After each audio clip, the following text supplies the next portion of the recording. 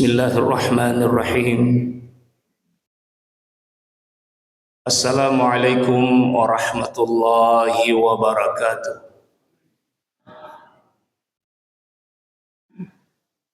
Alhamdulillahi rabbil alamin. Wa bihi nasta'inu ala umuri dunya waddin.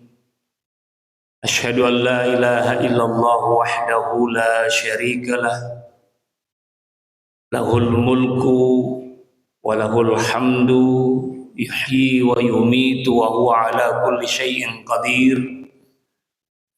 Wa nashhadu anna Muhammadan abduhu wa rasuluhul mab'uts rahmatan lil alamin. Allahumma fasalli wa sallim wa barik ala sayyidina wa habibina wa nabiyyina wa syafi'ina wa maulana Muhammadin wa ala alihi wa ashabihi wa man tabi'ahum bi ihsanin ila yaumiddin. Rabbana syrah lana sudurana wa yassir lana umurana wahlul 'uqdatam min alsinatina yafqahu aqwalana, amma ba'du. Hadirin dan hadirat jamaah salat subuh yang dirahmati Allah Subhanahu wa taala, kembali kita memanjatkan puji dan syukur kehadirat Allah Subhanahu wa taala atas segala karunia yang dilimpahkan, dicurahkan kepada kita, dengan senantiasa mengucapkan alhamdulillahi rabbil alamin. Kalimat alhamdulillah itu adalah ungkapan terima kasih kita kepada Allah.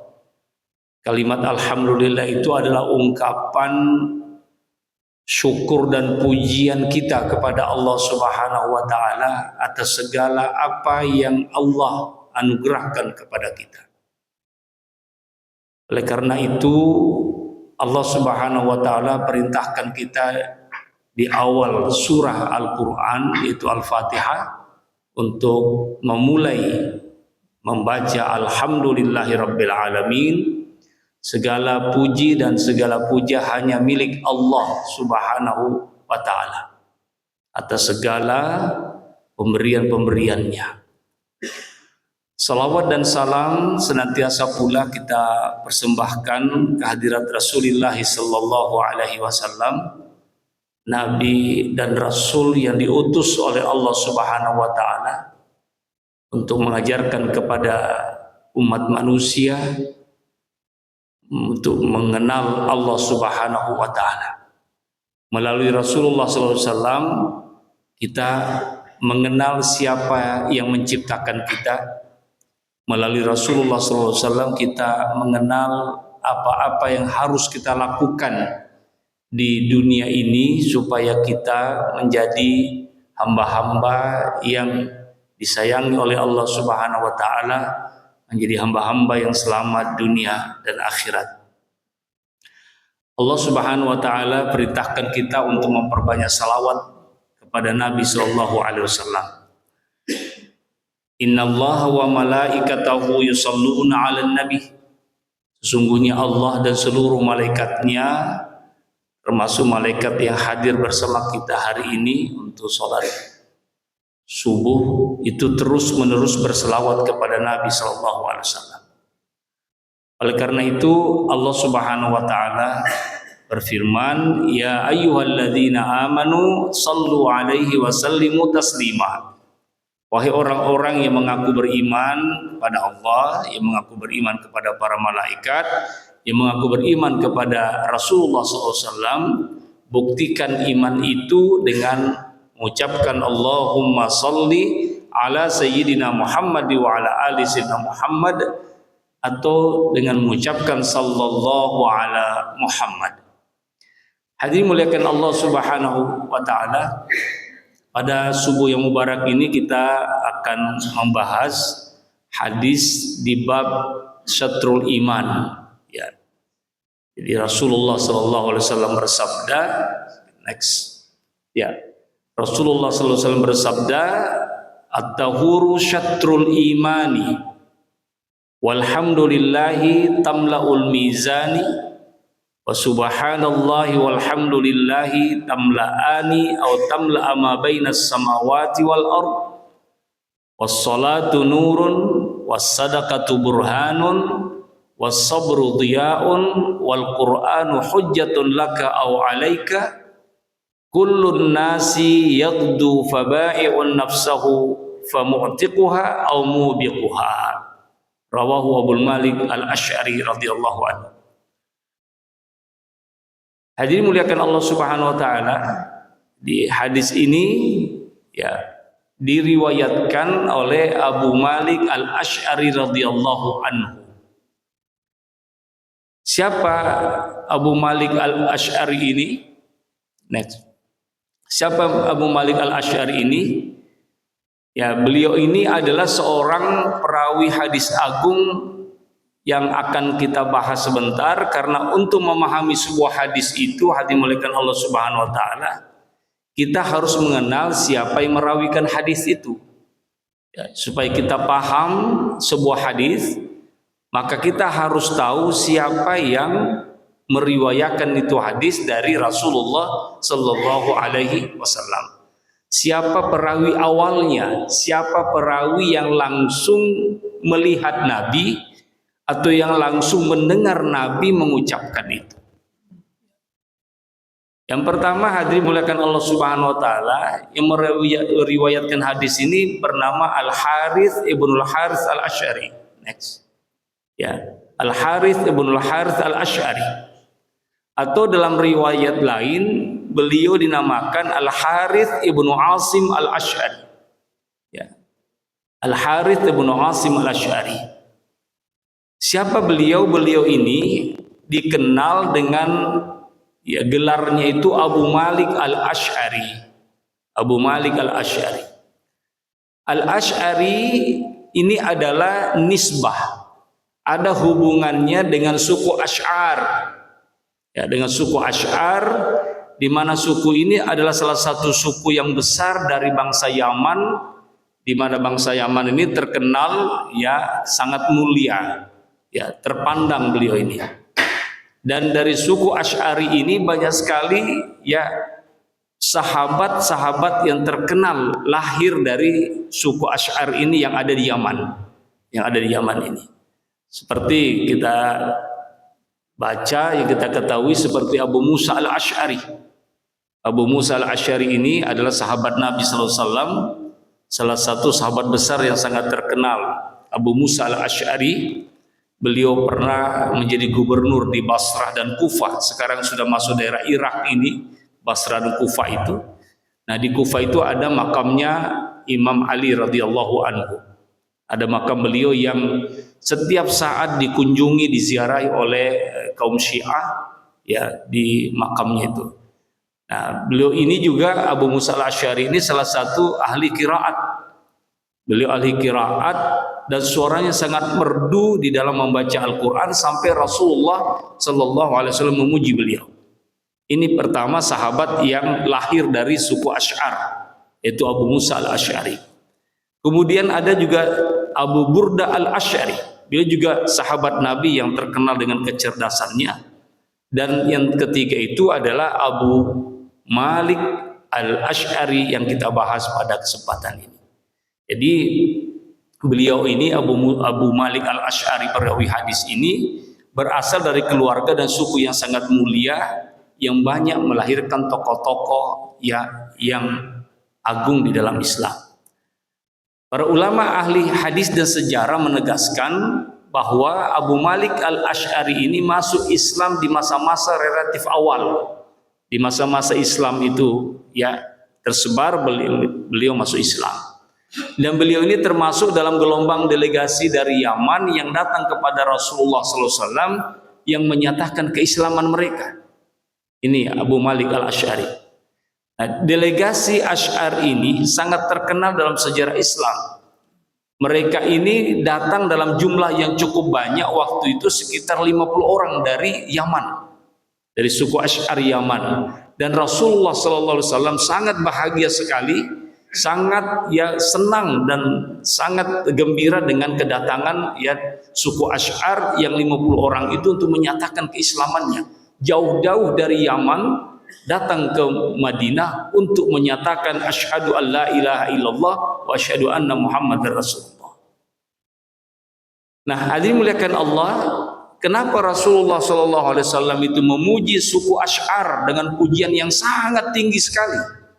Nabi sangat memuji itu suku Asy'ar yang di Yaman itu. Dalam sebuah hadis diriwayatkan oleh Imam Bukhari dan Imam Muslim dari Abu Musa al-Asy'ari radhiyallahu anhu, beliau berkata, qadimna ala nabi sallallahu alaihi wasallam wa nahnu nahwun min bid'i wa khamsina rajula faqala an-nabi sallallahu alaihi wasallam hum minni wa ana minhum. Di Nabi mengatakan, ya sebagaimana disebutkan oleh Abu Musa al-Asy'ari, bahwa kami datang kepada Nabi sallallahu alaihi wasallam dalam jumlah sekitar 50 orang laki-laki. Ya, ketika kami menghadap kepada Nabi, lalu kami mengucapkan syahadat, Nabi mengatakan hum minni wa ana minhum. Mereka itu adalah dariku dan aku dari mereka. Jadi Nabi mengatakan mereka dariku dan aku dari mereka. Ini luar biasa dimuliakan Allah. Jadi mereka dariku kata Nabi dan aku dari mereka. Ini adalah pujian yang sangat tinggi yang diberikan kepada mereka oleh Rasulullah sallallahu alaihi wasallam. Kemudian Nabi juga ya pernah bersabda, atakum ahlul Yaman, ya hum araqqu quluban wal alyanu afidatan, al imanu yamanin wa hikmatu yamaniyatun. Nabi mengatakan, telah datang kepadaku kalian penduduk Yaman. Ya, telah datang kepadaku penduduk Yaman.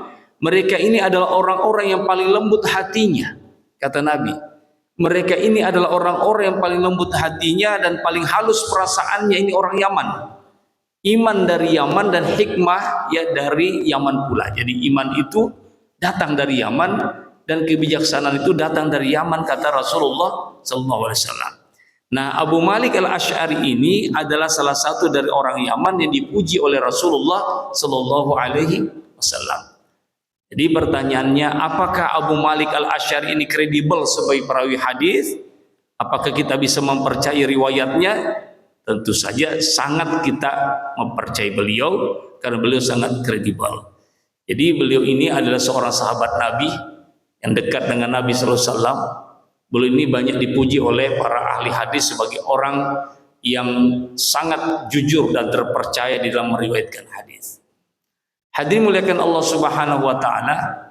Jadi mereka-mereka ini disebut dalam Al-Qur'an sebagai as-sabiqunal awwalun. Mereka inilah orang-orang yang pertama masuk Islam. Jadi Allah Subhanahu wa taala memuji orang-orang Yaman ini, termasuk sahabat-sahabat Nabi yang lain yang pertama-tama masuk Islam. Allah berfirman memuji mereka di surah At-Taubah ayat 100 itu, was-sabiqunal awwaluna minal muhajirin wal ansar walladzina tabauhum bi ihsanin radhiyallahu anhum wa radu'an. Di orang-orang yang terdahulu lagi yang pertama-tama masuk Islam itu di antara orang-orang muhajirin dan ansar itu dan orang-orang yang mengikuti mereka dengan baik, Allah ridho kepada mereka. Ya, Allah ridho kepada mereka, mereka pun ridho kepada Allah Subhanahu wa taala. Jadi yang termasuk juga di sini Abu Malik al-Asy'ari diridhoi oleh Allah Subhanahu wa taala karena beliau ini ya masuk Islam pada awal-awal itu. Hadirin muliakan Allah Subhanahu wa taala, mari kita masuk ke pembahasan ya pertama kita ya tentang hadis ini. Hadis ini sangat panjang, mungkin kita akan sambung jika umur ya diberikan panjang oleh Allah Subhanahu wa taala. Ya pertama, jadi Nabi sallallahu alaihi wasallam bersabda, at-tahuru syatrul iman. Ya, ini yang pertama diucapkan Nabi, at-tahuru syatrul iman, bahwa kesucian itu adalah separuh daripada iman. Ya, kesucian itu separuh daripada iman. Nah, jadi Bapak Ibu dimuliakan Allah Subhanahu wa taala, pernahkah kita bertanya pada diri kita sendiri, mengapa setiap kali kita hendak sholat itu kita harus berwudu? Kita wajib berwudu, tidak boleh tidak, kita harus berwudu. Dan mengapa Islam itu begitu menekankan kebersihan sampai-sampai ada pepatah yang sangat masyhur mengatakan an-nazafatu minal iman, bahwa kebersihan itu ya sebahagian daripada iman. Coba kita renungkan sejenak Bapak Ibu dimuliakan Allah Subhanahu wa taala. Di antara sekian banyak agama di dunia ini, agama kita, agama Islam inilah yang paling detail mengatur masalah kebersihan agama kita. Dari cara membersihkan diri setelah buang air, dari cara mandi, cara berwudu, sampai kebersihan pakaian, kebersihan tempat, bahkan kebersihan makanan dan minuman. Agama kita yang paling perhatian sama kebersihan itu. Kenapa? Karena ya kebersihan itu dalam Islam bukan sekadar urusan kesehatan. Kebersihan itu dalam Islam bukan urusan-urusan estetika. Karena kalau urusan kesehatan dan keindahan itu orang kafir juga menerapkannya. Ya orang-orang kafir juga bersih. Orang-orang kafir juga ya membersihkan lingkungan mereka, membersihkan rumah mereka, makanan mereka dan seterusnya. Tetapi masalah di sini adalah masalah iman. Jadi selain masalah kebersihan itu adalah masalah dunia, ini juga masalah iman kebersihan itu. Ya, masalah keyakinan kita kepada Allah Subhanahu wa taala. Ya. Di hadirin muliakan Allah Subhanahu wa taala, hari ini kita akan membahas sebuah hadis yang sangat agung yang menjadi fondasi dari seluruh ajaran Islam tentang kebersihan. Hadis ini disampaikan oleh Rasulullah yang isinya begitu padat, ya begitu dalam dan begitu menyeluruh sekali. At-tahuru syatrul iman. Jadi coba kita perhatikan dalam satu hadis yang sangat singkat, Rasulullah memberikan kepada kita 7 prinsip fundamental. Ya 7 prinsip fundamental dalam kehidupan seorang muslim, dan yang pertama kali disebutkan oleh Nabi itu adalah ya at-tahuru syatrul iman, bahwa kesucian itu adalah separuh daripada iman. Ya, separuh daripada iman. Nah, apa artinya at-tahuru? At-tahuru itu ya, jadi sebelum kita menyelami makna yang dalam dari kalimat ini, ya dari hadis-hadis ini kita harus paham dulu apa makna at-tahuru itu. Jadi dalam bahasa Arab, kata at-tahuru itu berasal dari kata tahura yatuhuru. Ya, tahura yatuhuru artinya bersih, tahura yatuhuru artinya suci, tahura yatuhuru artinya tidak kotor. Itu tahura yatuhuru, tidak kotor. Tetapi di dalam istilah syariat agama kita, tahurun atau tahara itu punya makna yang sangat luas sekali. Ya bukan hanya bersih, bukan hanya suci, bukan hanya tidak kotor, tetapi memiliki makna yang sangat luas sekali. Ya makna pertama dari at-tahuru itu adalah kebersihan fisik. Ya, kebersihan fisik. Apa itu kebersihan fisik? Yaitu membersihkan diri dari najis, membersihkan diri dari kotoran, membersihkan diri dari hadas, ya baik hadas besar ataupun hadas kecil. Nah, seperti apa itu? Seperti berwudu untuk menghilangkan hadas kecil. Jadi kalau kita udah kencing, sudah kentut, ya atau keluar air mazi, maka untuk menghilangkan hadasnya kita harus berwudu. Nah setelah kita berwudu maka hilang hadas kecil itu. Nah, kemudian mandi janabah untuk menghilangkan hadas besar yang kedua. Jadi mandi janabah itu adalah untuk menghilangkan hadas besar seperti ya junub, keluar air mani, kemudian nifas habis melahirkan, haid, ya juga itu termasuk namanya mandi janabah. Jadi nanti junub kita itu hilang kalau kita mandi janabah. Ya, inilah perbedaan kita dengan orang kafir. Ya mereka juga junub, mereka juga menstruasi, mereka juga mimpi, tetapi mandinya bukan mandi janabah, tapi mandi biasa. Mandi biasa. Nah kalau cuma mandi biasa yang kita lakukan setelah kita menstruasi, setelah kita junub dan seterusnya, itu tetap kita ya junub. Makanya kenapa orang-orang kafir itu dilarang memegang Quran, karena mereka masih selalu dalam keadaan junub. Ya dalam keadaan junub. Mereka mandi, betul mereka mandi, ya mandi, tetapi tidak mandi junub. Nah perbedaannya dengan kita itu, selain kita mandi biasa, kita juga mandi junub. Dengan mandi junub itulah maka hilang semua junub kita. Itu. Nah hadirin muliakan Allah Subhanahu wa taala. Kemudian yang ketiga itu membersihkan najis dari badan. Ini termasuk ya taharah, membersihkan najis dari badan, membersihkan najis dari pakaian dan tempat salat kita. termasuk juga istinja, ya. Ini juga termasuk ya at-taharah, taharah secara fisik. Ya, istinja membersihkan diri setelah buang air. Jadi istinja itu dimuliakan Allah Subhanahu wa taala sebagaimana diajarkan oleh guru-guru kita. Di istinja itu ya setelah kita betul-betul sudah selesai istinja, maka begitu kita mau istinja, maka yang pertama dipakai itu adalah ini, Pak, jari tengah ini. Jari tengah ini kita pakai istinja. Ya, tidak cukup jari tengah, Pak. Kita pakai jari manis setelah itu. Setelah kita merasa sudah selesai yang kasar-kasarnya, kita pakai jari manis kita ini.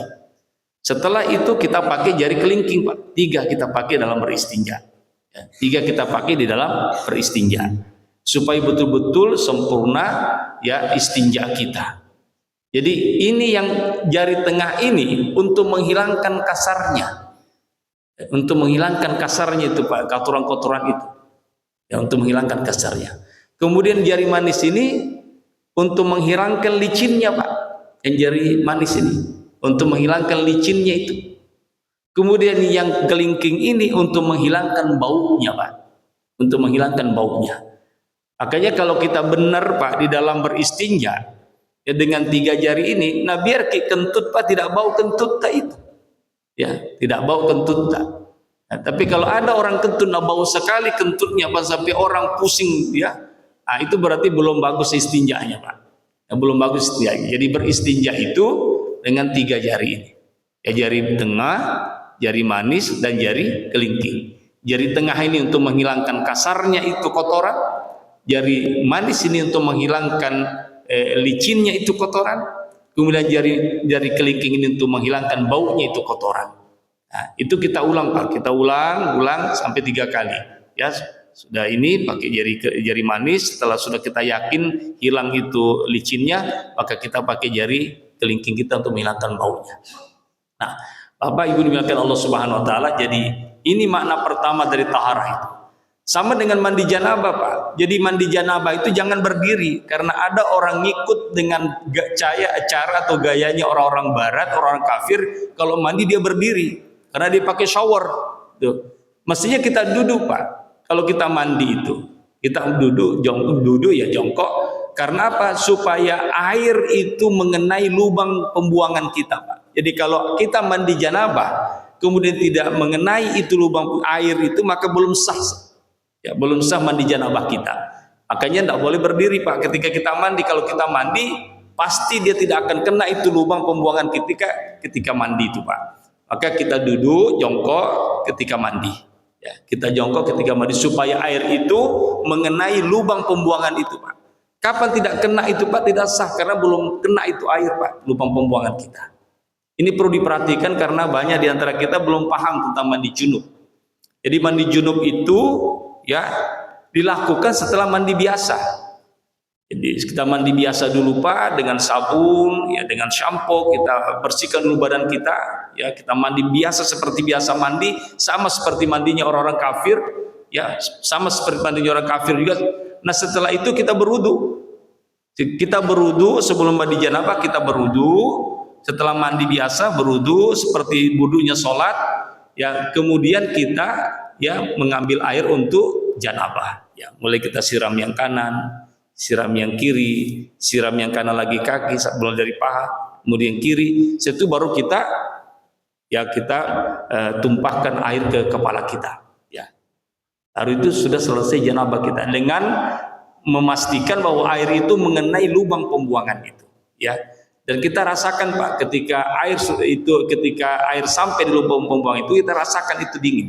Ya, kapan tidak kena, Pak, berarti belum sah kita punya mandi janabah itu. Harus diperhatikan ini, Pak. Ya, harus diperhatikan. Jadi itu makna pertama dari kata tahurun atau taharah, ya, yaitu kebersihan fisik. Ya, kebersihan fisik. Adapun makna kedua dari taharah itu adalah kebersihan batin. Ya, kebersihan batin, yaitu ya membersihkan hati dari penyakit-penyakit spiritual. Ya, itu taharah yang pertama, taharah untuk kebersihan fisik. Kemudian kedua itu taharah itu artinya kebersihan batin, yaitu membersihkan hati kita dari penyakit-penyakit spiritual. Seperti apa penyakit spiritual itu? Yang pertama itu adalah syirik. Itu menyekutukan Allah, mapak dua, ya, menduakan Allah, mentigakan Allah Subhanahu wa taala. Ini penyakit hati. Harus bersih dari hati kita ini. Kemudian ada nama yang kedua itu ar-riya'u, pamer dalam beribadah. Ar-riya', ya. Nanti dia beribadah, nanti semangat kalau dilihat orang. Nanti dia semangat kalau dia ya didengar orang, dicerita orang, nanti dia semangat itu. Itu masih ada riya itu. Ya masih ada. Ini perlu dibersihkan dari kita. Ada juga namanya penyakit spiritual yang ketiga itu sum'ah. Sum'ah itu ingin dipuji, ya, ingin dipuji. Ini. Kemudian yang keempat itu ada namanya hasad. Ya, ada hasad, dengki. Kemudian yang kelima itu kiber, ada sombong. Ya, kemudian hubbud dunia, cinta dunia yang berlebihan. Kita tidak dilarang untuk mencintai dunia, kita tidak dilarang untuk mencari harta benda, tidak dilarang kita untuk kaya, tapi yang dilarang itu adalah berlebih-lebihan kita di dalam mencari dunia ini, yang mencari harta kekayaan ini dan melupakan hak-hak Allah Subhanahu wa taala. Jadi ini makna yang kedua Bapak Ibu, makna kedua dari tahara itu adalah kebersihan batin. Ya, kebersihan batin yaitu membersihkan hati kita dari penyakit-penyakit spiritual. Nah, para ulama besar kita mengatakan bahwa tahara yang sempurna itu adalah tahara yang mencakup keduanya. Ya, tahara lahiriah dan tahara batiniah. Oleh karena itu, mengapa tahara ini adalah separuh dari iman? Ya, disebutkan kenapa tahara itu separuh dari iman? Mengapa Rasulullah selalu mengatakan separuh? Ya, separuh dari iman, bukan sebagian kecil dari iman. Atau kenapa Nabi tidak mengatakan seperempat daripada iman itu, tapi Nabi mengatakan bahwa at-tahur itu adalah separuh daripada iman, setengah daripada iman itu. Maka tentu kita kalau mau tahu jawabannya, kita kembali kepada pendapat ulama kita. Ulama kita mengatakan seperti Imam An-Nawawi rahimahullah, ulama besar yang besar hadis itu, beliau mengatakan bahwa Nabi mengatakan separuh dari iman itu tahur itu ada beberapa kemungkinan. Kata beliau, ada beberapa kemungkinan Nabi mengatakan bahwa kebersihan itu, kesucian itu separuh dari iman. Yang pertama, bahwa iman itu terdiri dari dua bagian besar. Ya, iman itu terdiri dari dua bagian besar. Pertama, terdiri dari perbuatan lahir dan terdiri dari perbuatan batin. Ya, terdiri dari perbuatan lahir dan terdiri dari perbuatan batin. Nah, tahara itu adalah pokok dari seluruh perbuatan lahir. Jadi menurut beliau, jadi tahara itu adalah pokoknya, adalah kepalanya dari seluruh perbuatan lahir. Sementara tauhid dan ma'rifatullah, ya, tauhid dan mengetahui Allah itu adalah kepala dari perbuatan batin. Kepala dari perbuatan batin. Maka tahara disebut separuh iman karena dia mewakili seluruh dimensi lahiriah daripada iman kita. Dia mewakili semuanya itu. Itu kemungkinan yang pertama kata Imam An-Nawawi, kenapa Nabi mengatakan bahwa at-tahuru syatrul iman, bahwa kesucian itu setengah daripada iman. Kemudian beliau mengatakan kemungkinan yang kedua yang bisa dipahami dari hadis Nabi itu, bahwa Nabi mengatakan tahuru itu seperdua dari iman, bahwa pahala tahara yang sempurna itu menyamai separuh daripada pahala iman. Ya, ini kata beliau lagi, bahwa pahala tahara, ya, baik tahara itu tadi kita sebut dua tahara itu, bahwa tahara yang sempurna itu menyamai separuh dari pahala iman kita. Kita bisa bayangkan bahwa hanya dengan berwudu yang sempurna, dengan niat yang ikhlas, kita bisa dapat pahala setara dengan separuh iman. Ini kata beliau. Nah, ini kemungkinan kedua kata beliau. Kemudian kemungkinan yang ketiga, kenapa Nabi SAW mengatakan at-tahuru syatrul iman, kesucian itu sebahagian dari iman, karena tahara itu adalah syarat sahnya ibadah yang paling utama. Apa syarat sah ibadah yang paling utama? Yaitu sholat. Ya, sholat itu syarat utamanya adalah berwudu. Jadi tanpa bersuci salat tidak sah. Salat tidak sah, dan salat ini adalah tiang agama. Maka tahara yang menjadi syaratnya nilainya sangat besar sampai disebut separuh iman. Yes. Jadi ini kata beliau. Ini kemungkinan ya, yang bisa dipahami daripada sabda Nabi bahwa kesucian itu adalah setengah daripada iman. Ya, yang terakhir beliau mengatakan bahwa tahara itu adalah syarat sahnya ibadah yang paling utama gitu, yaitu sholat. Ya. Nah, tanpa tahara, tanpa bersuci, salat kita tidak sah. Ya, salat kita tidak sah. Dan salat itu adalah tiang agama. Nah, itulah kata beliau rahasianya kenapa Nabi mengatakan ya bahwa at-tahuru syatrul iman, bahwa kesucian itu setengah daripada iman. Itu menurut Imam Nawawi. Nah, coba kita lihat bagaimana menurut Imam Ibnu Rajab Al-Hambali.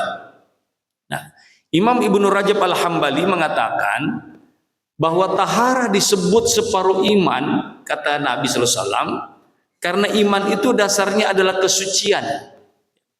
Iman itu dasarnya kesucian. Suci dari syirik, suci dari kekufuran, suci dari kemunafikan. Dan tahara lahiriah itu adalah manifestasi dari kesucian batinnya itu. Ya, orang yang lahirnya bersih, lahiriahnya bersih, ya penampakannya bersih, penampilannya bersih, mencerminkan batinnya juga bersih, kata beliau. Jadi kalau orang penampilannya bersih, maka di dalamnya juga bersih, kata beliau. Orang yang rajin berwudu, kata beliau, orang yang rajin berwudu menunjukkan hatinya selalu ingin dekat dengan Allah Subhanahu wa taala. Ini kata beliau. Jadi subhanallah. Jadi kita perhatikan bagaimana Islam dimuliakan Allah Subhanahu wa taala yang mengajarkan kita bahwa kebersihan itu lahir, ya, kebersihan itu kebersihan lahir dan batin itu tidak bisa kita pisahkan, ya. Tidak bisa kita pisahkan kebersihan lahiriah itu dengan kebersihan batiniah itu. Jadi kalau ada orang yang rajin berwudu, rajin mandi, tetapi hatinya kotor penuh dengan dengki, hatinya sombong, riya, maka itu bukan tahara yang sempurna, kata Nabi. Itu bukan tahara yang sempurna. Jadi kalau ada orang ya rajin berwudu, mandi juga begitu, harum, ya bersih tidak kotor, tetapi di dalam hatinya itu penuh dengan penyakit-penyakit spiritual, ya. Penuh dengan penyakit spiritual, maka itu belum sempurna taharahnya, kata Nabi sallallahu alaihi wasallam. Hadirin muliakan Allah Subhanahu wa taala. Demikian juga Al-Qur'an. Al-Qur'an juga berbicara tentang taharah. Di hadis-hadis kita bahas itu bukan berdiri sendiri, tetapi disokong oleh ayat-ayat, ya, ayat-ayat. Di mana ya kita lihat bagaimana Allah berbicara tentang kebersihan dan kesucian dalam berbagai ayatnya. Yang pertama, Allah Subhanahu wa taala mencintai orang yang bersuci. Ya, Allah mencintai orang bersuci. Di sini disebutkan di ayat At-Taubah ayat 108, Allah berfirman, "La taqum fihi abada. La masjidun ussisa 'ala taqwa min awwali yaumin ahaqqu an taquma fihi. Fihi rijalun yuhibbuna ayyatatahharu wallahu yuhibbul muttahhirin." Allah mengatakan janganlah kamu sholat dalam masjid itu selama-lamanya. Maksud yang dimaksud jangan sholat di masjid itu selama-lamanya adalah masjid yang dibangun oleh orang-orang munafik. Ya, masjid dirar namanya. Jadi Allah mengatakan jangan kamu sholat dalam masjid itu selama-lamanya yang dibangun oleh orang-orang munafik itu pada zaman Nabi. Sesungguhnya masjid yang didirikan atas dasar takwa sejak hari pertama itu adalah lebih pantas kamu sholat di dalamnya daripada masjid yang dibikin oleh orang-orang munafik. Jadi masjid yang didasari oleh takwa, dibangun dengan ketakwaan, dibangun dengan keikhlasan sejak hari pertama, itu lebih patut kamu sholat di dalamnya. Nah, di dalam masjid itu ada orang-orang yang ingin membersihkan diri, yang ingin mensucikan dirinya, dan Allah menyukai orang-orang yang selalu bersih, menyukai orang-orang yang selalu mensucikan diri. Jadi kita perhatikan di situ Allah menyatakan cintanya kepada orang yang bersih. Ini tentu kata ulama kita bukan pujian biasa ini. Ini bukan pujian biasa kepada orang-orang yang bersih dari Allah Subhanahu wa taala. Ini adalah pernyataan cinta dari Sang Pencipta Allah Subhanahu wa taala kepada hambanya. Nah, hadirin muliakan Allah, jadi tahukah kita konteks turunnya ayat ini? Ayat ini turun tentang kaum Ansar dari suku Quba yang sangat istiqomah membersihkan diri setelah buang air. Ya, membersihkan diri setelah buang air. Ini orang-orang Ansar dari suku Quba yang sekarang ada Masjid Quba di situ sekarang ini. Nah, jadi orang-orang Ansar dari suku Quba itu tidak hanya bersuci dengan batu ketika buang air besar, setelah buang air besar, ya, tidak hanya membersihkan diri dengan batu atau tisu, tapi juga dengan air. Dan mereka sangat teliti dalam menjaga kebersihan itu, di dalam beristinja itu sangat teliti. Makanya Allah Subhanahu wa taala memuji mereka, ya, sebagai orang-orang yang dicintai oleh Allah Subhanahu wa taala. Oleh karena itu, ya, sebagaimana saya sampaikan tadi, kalau kita ingin dicintai oleh Allah Subhanahu wa taala, dekat dengan Allah Subhanahu wa taala, maka kita beristinja dengan 3 jari itu. Jangan cukup dengan 1 jari. Ya, jangan cukup dengan 1 jari. Jadi hadirin dimuliakan Allah Subhanahu wa taala, suatu hari Rasulullah bertanya kepada suku Quba yang ada di Madinah, ya, bahwa apa yang kalian lakukan, kata Nabi, sehingga Allah memuji kalian dalam Al-Qur'an. Ini luar biasa, ada satu suku yang dipuji oleh Allah, yaitu suku Quba, ya, dipuji Allah mencintainya. Ya, mereka menjawab, ya Rasulullah, kami tidak melakukan sesuatu yang istimewa. Karena apa yang kami lakukan istimewa juga dilakukan oleh orang lain. Hanya kami ini selalu membersihkan diri dengan air setelah buang air. Ya, setelah buang air kami membersihkan diri dengan air. Dan Rasulullah SAW tersenyum lalu bersabda, itulah ya sebabnya Allah mencintai kalian, kata Nabi. Luar biasa hadirin dimuliakan Allah. Hanya dengan membersihkan diri dengan air, mereka mendapatkan pujian dari Allah dan mendapatkan cinta Allah Subhanahu wa taala. Nah, sekarang bagaimana dengan kita? Kalau kita memang ingin dicintai Allah, maka beristinjalah dengan istinja yang kami jelaskan tadi. Kemudian itu ayat pertama, hadirin yang dimuliakan Allah Subhanahu wa taala, tentang istinja. Ayat yang kedua tentang kebersihan ini, Allah Subhanahu wa taala berfirman, ya ayyuhalladzina amanu idza qumtum ila sholati faghsilu wujuhakum wa aydiyakum ilal marafiq wamsahu bi ru'usikum wa arjulikum wa arjulakum ilal ka'bain.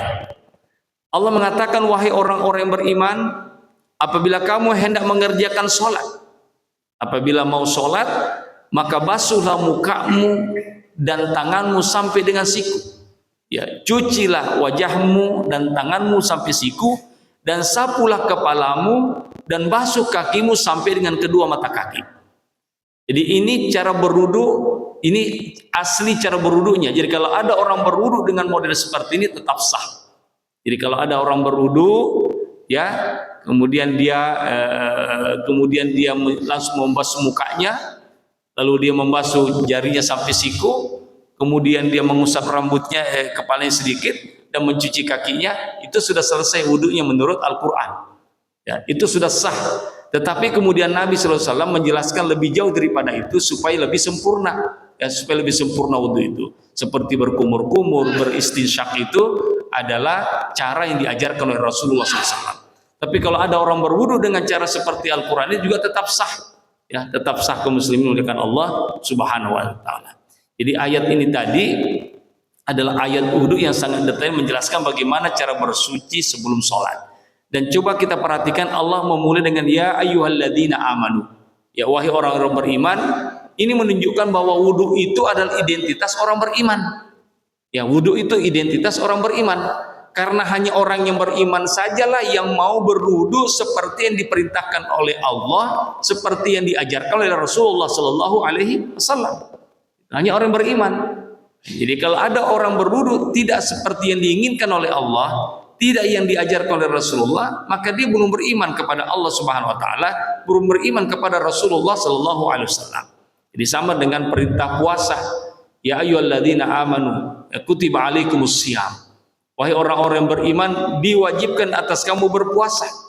Kenapa dipanggil orang beriman oleh Allah? Karena hanya orang yang beriman sajalah yang mau berpuasa sesuai dengan petunjuknya Allah. Karena ada juga puasa orang Kristen, ada puasa orang Buddha, Konghucu, Hindu. Tapi puasa, ya, tapi yang diinginkan oleh Allah itu adalah puasa yang diinginkan oleh Allah. Ayam juga puasa, hewan juga puasa. Tapi puasa yang diinginkan oleh Allah itu adalah puasa yang diajarkan oleh Allah, yang dicontohkan oleh Rasulullah SAW. Dan hanya orang yang beriman saja yang mau berpuasa sesuai yang dicontohkan oleh Allah dan Rasulullah SAW. Nah, sama dengan wudu ini. Sama dengan wudu ini Allah mengatakan ya ayyuhalladzina amanu idza qumtum ilas sholati faghsilu wujuhakum. Wahai orang-orang yang beriman, jika kau mau sholat maka basuhlah mukamu, cucilah mukamu, kata Allah Subhanahu wa taala. Ya. Nah, jadi berwudu itu adalah identitas orang beriman, ya, identitas orang beriman. Di ayat lain juga dikatakan, disebutkan lagi lanjutan ayat ini, wa in kuntum marda aw ala safarin aw jaa ahdukum minal ghaid aw lamastumun nisa falam tajidu ma'an fatayammamu sa'idan thayyiban. Allah mengatakan sambungan ayat itu tadi setelah diajarkan berwudu, dan jika kamu sakit atau dalam perjalanan atau kembali dari tempat buang air atau kau sudah menyentuh perempuan, lalu kamu tidak memperoleh air, maka bertayamumlah dengan tanah yang baik. Bertayamumlah dengan tanah yang baik. Jadi kalau kita sakit tidak boleh kena air, dokter sudah menyarankan tidak boleh kena air, maka bertayamumlah untuk sholat. Kemudian kalau kita dalam perjalanan, di dalam perjalanan kita tidak punya air, ada air tapi cukup untuk minum. Kalau kita pakai itu maka kita nanti bisa mati kehausan, maka bertayamumlah. Ya, bertayamumlah itu. Kemudian kata Allah Subhanahu wa taala, jika kamu sudah menyentuh perempuan, maka kau tidak dapat air untuk berwudu, maka hendaklah kamu bertayamum. Nah, ulama kita berbeda pendapat tentang kalau kamu menyentuh perempuan. Kalau Imam Maliki mengatakan bahwa yang dimaksud dengan lamastumun nisa itu yang membatalkan wudu itu adalah bersetubuh antara suami istri. Ya, bersetubuh antara suami istri itu maka batal wudu menurut Imam Maliki. Ini waktu kami dulu kuliah di Libya itu Pak, itu mazhab negara itu adalah mazhab Maliki di Afrika Utara, di Libya waktu itu, ya sampai hari ini mereka bermazhab Maliki. Nah, kata-kata lamastumun nisa, kau menyentuh perempuan itu artinya kau bersetubuh dengan perempuan, maka batal wudu'mu. Tapi berbeda dengan Imam Syafi'i, kata-kata lamastumun nisa yang menurut bahasa yang sudah dipelajari, bahasa sukunya adalah bersentuhan biasa. Jadi kalau kamu bersentuhan sengaja atau tidak sengaja menurut Imam Syafi'i dengan perempuan, maka batal wudu'mu. Kalau kau sudah bersentuhan maka kembali berwudu. Kalau tidak ada air maka bertayamumlah. Tentu perempuan yang dimaksud ini adalah yang perempuan yang bukan muhrimnya, ya, yang bukan muhrim termasuk istri. Ya, jadi kalau kita sudah bersentuh, sudah berwudu, ya, bersentuhan dengan istri menurut Imam Syafi'i, maka berwudulah. Kalau tidak ada air bertayamumlah. Nah, beda tentu dengan anak kita, ibu kita, adik kita, tante kita, ya, nenek kita, itu tidak membatalkan wudhu kita karena dia adalah muhrim kita. Artinya mereka itu adalah perempuan yang haram untuk dinikahi. Istri kenapa berwudhu ketika bersentuh dengan istri? Karena dia bukan muhrim kita. Ya, buktinya kita menikah dengan mereka. Ya, menikah dengan istri. Yang dinamakan muhrim itu adalah orang yang haram dinikahi. Ini menurut Imam Syafi'i. Makanya di dalam termasuk kami, karena kami bermazhab Syafi'i, Bapak Ibu dimulakan Allah Subhanahu wa taala, ya ketika kami sudah berwudu, ya kami ingatkan ibunya, jangan sentuh saya sudah berwudu. Ya, saya sudah berwudu itu. Ya, jangan sentuh saya karena ini mazhab Syafi'i. Kalau mazhab Maliki boleh. Ya, kalau mazhab Maliki kita sudah berwudu, ya, bersentuhan dengan istri atau dengan perempuan lain, maka maka tidak wudu. Tidak batal itu wudunya, tidak batal. Nanti dia batal kalau bersetubuh dengan istri. Itu Imam Maliki, Pak. Makanya di Libya itu saya lihat laki perempuan itu bersalaman, Pak. Mereka bersalaman itu. Ya, yang bukan muhrimnya menurut kita tetap bersalaman, tapi mereka tetap sholat, Pak, tanpa berwudu lagi. Itu Imam Maliki. Karena menurut mereka yang membatalkan wudu itu bukan bersentuhan. Karena kata lamastum bersentuhan dalam Al-Quran itu adalah bersetubuh, kata Imam Maliki. Nah, itu perbedaannya Pak antara Imam Maliki dengan Imam Asy-Syafi'i. Nah, ini di sini kecerdasan para imam-imam ini dalam memahami ayat. Satu ayat berbeda pendapat ulama di situ, Pak. Satu ayat, ya. Nah, kenapa bisa berbeda? Karena disitulah bahasa Arab itu berbeda sesuai dengan suku, Pak. Sesuai dengan bahasa suku itu. Sama ketika perbedaan Imam Syafi'i dengan Imam Malik. Ketika Nabi mengatakan idza walagal kalbu ina ahadikum falyaghsilu sab'an. Jika ada anjing menjilat tempat makanmu, maka cucilah 7 kali dengan air.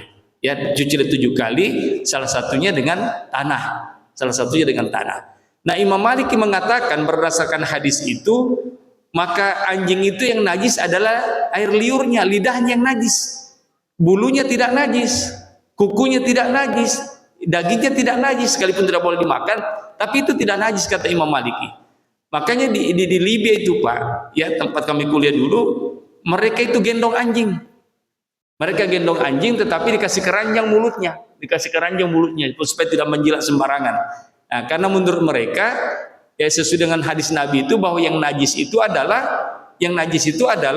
air liurnya, mulutnya, sedangkan badannya tidak najis. Makanya mereka elus-elus itu anjing Pak, seperti ngelus-elus kucing, ngelus-elus kambing gitu Pak. Ya, tapi ditutup ini mulutnya. Berbeda dengan Imam Syafi'i. Imam Syafi'i mengatakan berdasarkan hadis itu tadi bahwa jika ada anjing menjilati tempat makanmu atau apa saja, ya maka cucilah 7 kali, salah satunya dengan tanah. Imam Syafi'i mengatakan anjing itu semuanya najis. Ya, semuanya najis, bulunya, kukunya, dagingnya, liurnya, pokoknya semua najis kata Imam Syafi'i. Makanya kita yang bermazhab Syafi'i itu alergi dengan anjing Pak. Ya ada anjing sedikit-sedikit mendekat, dilempar lagi Pak karena najis. Karena kita bermazhab Syafi'i. Nah, itu. Ini berbeda Pak. Satu hadis Pak dibedakan, berbeda pendapat ulama kita. Ya, berbeda pendapat ulama kita. Jadi Nabi mengatakan jika ada anjing menjilat ya tempayanmu, tempat makanmu, cucilah selama dengan 7 kali salah satu dengan tanah. Nah, kalau Imam Syafi'i mengatakan berarti anjing itu seluruhnya najis. Ya, kalau Imam Malik mengatakan berarti yang najis itu cuma mulutnya, ya, air liurnya saja. Yang mana yang benar? Semuanya yang benar. Ya, jadi bagi mazhab Maliki ya benar, bagi kita mazhab Syafi'i ya juga benar, Nah, ini muliakan Allah Subhanahu wa taala. Nah, itu jadi ini masalah menyentuh perempuan tadi Pak ya. Jadi kalau Imam Syafi'i sekedar bersentuhan, adakah nafsumu, tidak ada nafsumu, batal wudu. Kalau Imam Maliki ya nanti dia batalnya wudu itu karena bersetubuh, bukan karena bersentuhan. Kecuali kata Imam Maliki ya saat bersentuhan itu kamu malah merasakan lezat, ada enak-enakmu rasa, maka pergi berwudu kata Imam Maliki. Tapi kalau tidak ada enakmu rasa, biasa aja karena itu suatu budaya, itu tradisi di masyarakat itu, kenapa tidak ada masalah bersalaman? Seperti di kampung misalnya kita bersalaman-salaman dengan saudara-saudara kita, keluarga-keluarga kita, sanahan, handetolan kita, tidak ada masalah.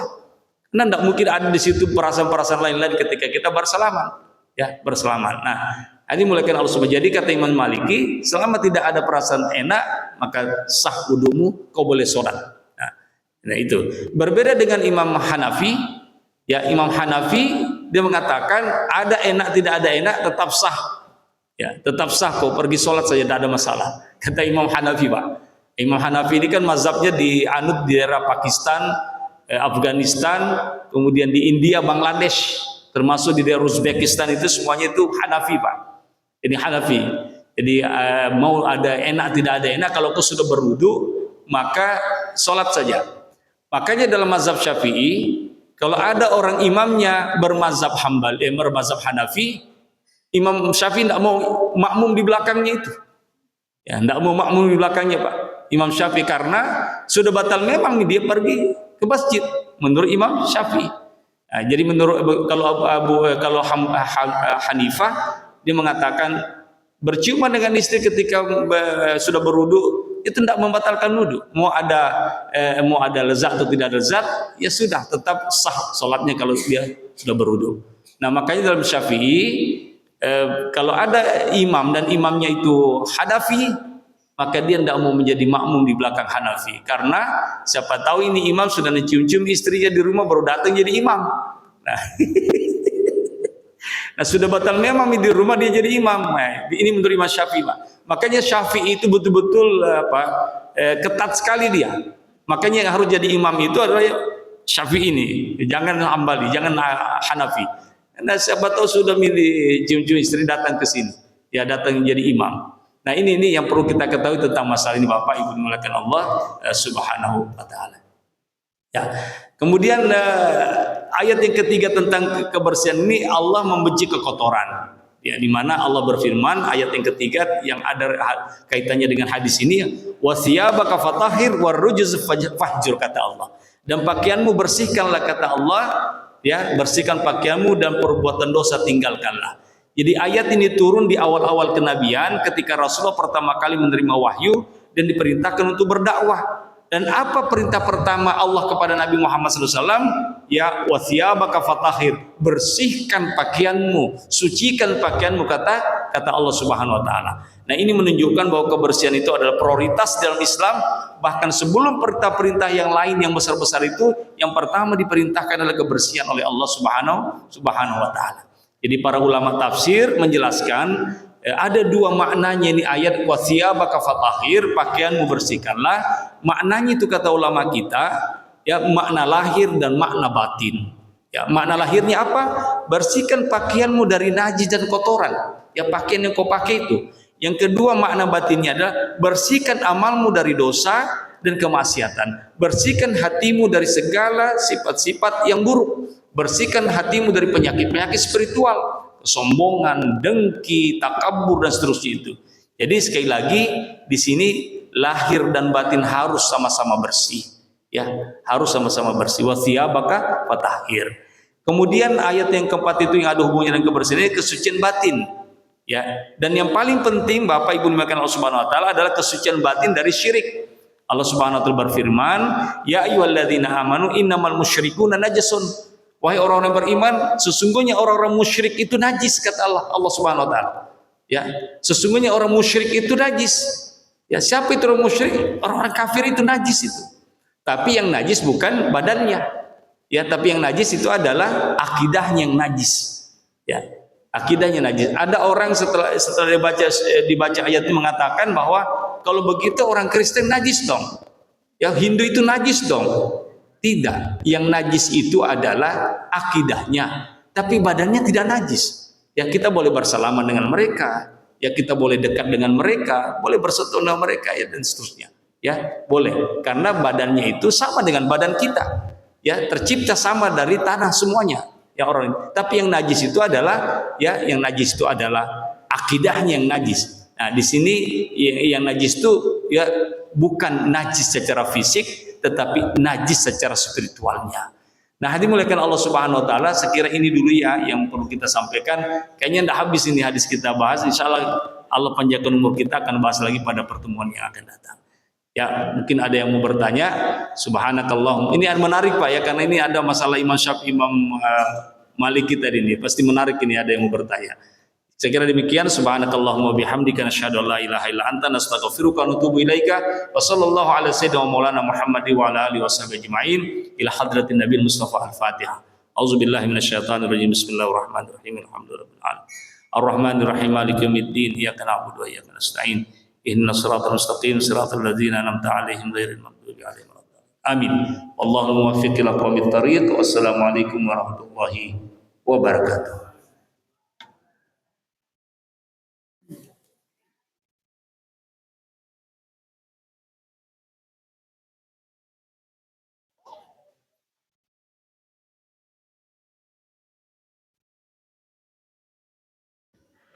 Fokus.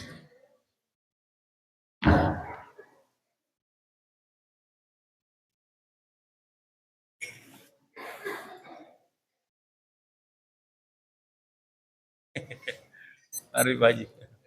Masya Allah. Sini sini.